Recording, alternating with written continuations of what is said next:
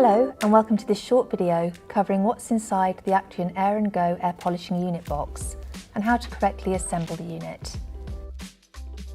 Inside the box you'll find the body of the unit, a nozzle along with a bottle of classic sodium bicarbonate powder, a sleeve and equipment to aid thorough cleaning and maintenance of the unit.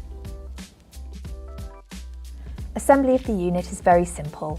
The sleeve is placed over the long silver shaft and the nozzle screwed onto the end. The unit attaches to a hose on the bracket table. A good air and water supply is required.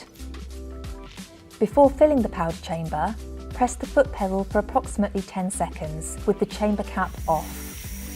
Water should flow from the nozzle and compressed air should come out of the back of the unit. Check there is no moisture in the powder chamber and use a dry tissue to thoroughly wipe the inside of the chamber. It is important that the inside of the chamber stays completely dry before filling to avoid the powder from clogging. Fill the chamber with powder, ensuring not to fill above the maximum fill line, and you're ready to start air polishing.